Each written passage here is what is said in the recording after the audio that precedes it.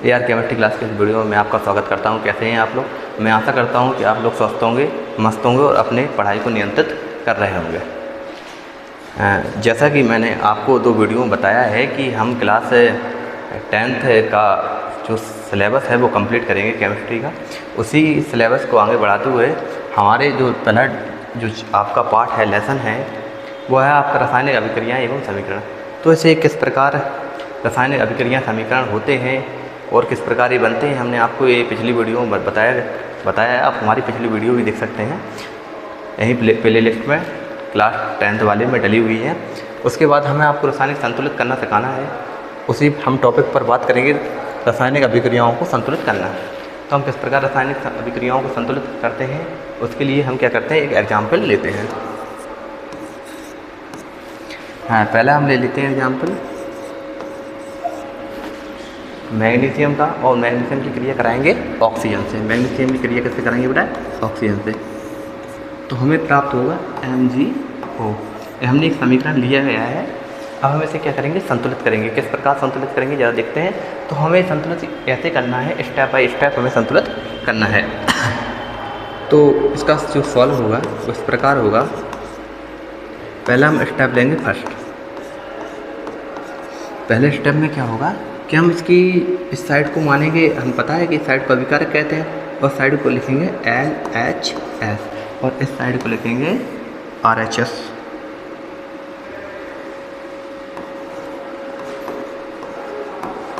Left hand side and right hand side.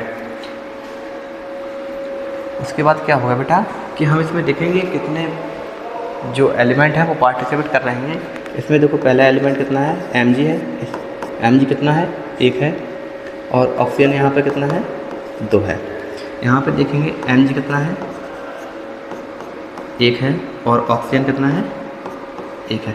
अब हम यहाँ से तुलना करेंगे तो हम यहाँ देखते हैं कि Mg है अपना 1 और ऑक्सीजन है यहाँ पे 2।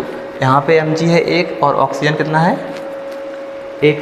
अब हमें क्या करना है, जब रासायनिक अभिक्रियाओं को संतुलित करते हैं तो हमें दोनों के पार्टिकल्स बराबर होने चाहिए। यदि हम ऑक्सीजन के 2 अणु यहाँ लेंगे तो ऑक्सीजन के 2 अणु यहाँ भी होने चाहिए, क्योंकि रासायनिक अभिक्रिया होती है तो जितना हम अभिकारक लेते हैं उतना ही हमें उत्पाद मिलता है।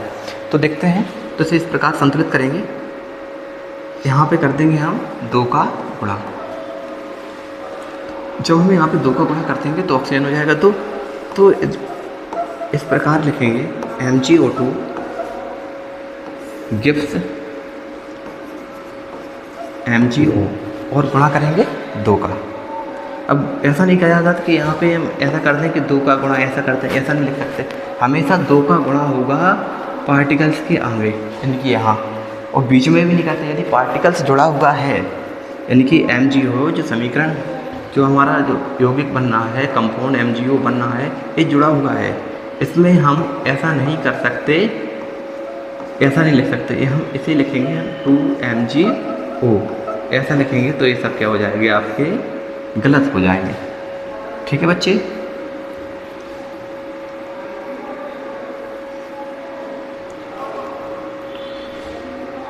तो हम 2 का कर देंगे यहाँ पे गुणा।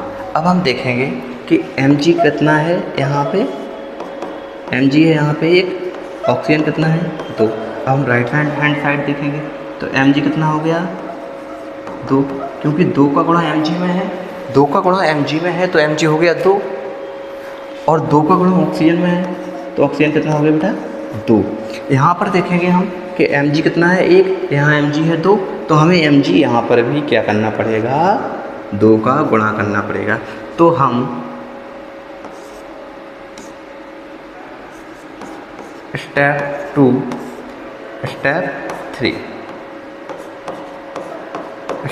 3 में क्या होगा कि हमें 2 का गुणा कहाँ पर करना पड़ेगा, Mg में करना पड़ेगा।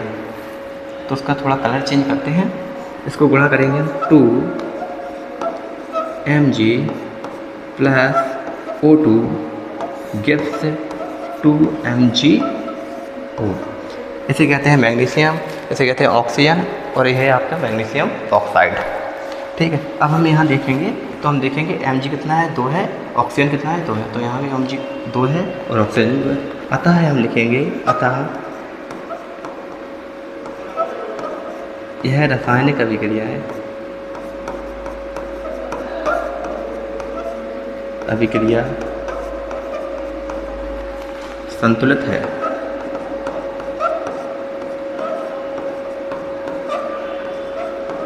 अतः यह रासायनिक अभिक्रिया संतुलित है। देखो बच्चे, यदि समझ में ना आया हो आपको तो मैं दोबारा रिपीट कर देता हूँ। हमें क्या करना है, हमें रासायनिक अभिक्रियाओं को संतुलित करना सीखना है। तो उसमें हम क्या करेंगे, सबसे पहले हमने कोई एग्जाम्पल लिया Mg + O2 gives to MgO। यहाँ पे हमें देखो देखना ये पड़ता है कि ये संतुलित है कि नहीं है। तो हमें यहाँ पार्टिकल्स के लेंगे कि Mg कितना है, एक लिया गया है तो Mg एक लिया गया है, यहाँ पर भी Mg एक लिया गया है। उसके बाद हम देखेंगे कि ऑक्सीजन यहाँ पे कितना है, 2 है, ऑक्सीजन यहाँ पे 2 है। तो नीचे लिखते जाएंगे। इससे हमें क्या होता है कि पता चल जाता है कि कितने जो एलिमेंट हैं उनके कितने अनुभाग ले रहे हैं। तो इसमें क्या है, एलिमेंट कितने, ऑक्सीजन कितने हैं, 2 हैं, और यहाँ पर भी क्या है, ऑक्सीजन 1 था। तो हमें तो इसको 2 करने के लिए इसमें 2 का गुणा किया। तो अगले स्टेप में हमने क्या किया, MgO में डायरेक्ट 2 का, क्योंकि बीच में हम गुणा कर नहीं सकते हैं और आगे भी और यहाँ पर भी गुणा नहीं कर सकते। ऐसा नहीं कर सकते कि हम बगल में O2 लिख दिया, Mg लिख दिया, ये भी नहीं कर सकते। यदि MgO है तो हमें ऑक्सीजन में गुणा करना है 2 का, तो ऐसा ही करेंगे। ये आपका करेक्ट हुआ। ये सब आपके यदि बीच में करेंगे तो सब आपके गलत होंगे। ठीक है, Mg 2 है, ऑक्सीजन भी 2 हो गया। यहाँ Mg कितना है, 1 था, इसमें हमें 2 का गुणा अगले स्टेप में करना पड़ेगा। तो हमने यहाँ पे कर दिया, इसलिए Mg + O2 gives to 2MgO। अतः यह समीकरण संतुलित हुआ। इसके बाद हम नेक्स्ट समीकरण देखेंगे। इसको हम क्या करेंगे, फिनिश। इसको हम कर देंगे फिनिश।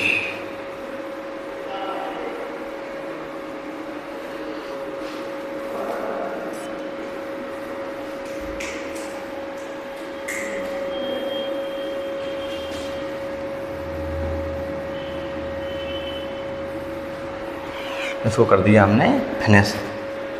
अब हम क्या करेंगे, नेक्स्ट में देखेंगे कि हम कोई दूसरा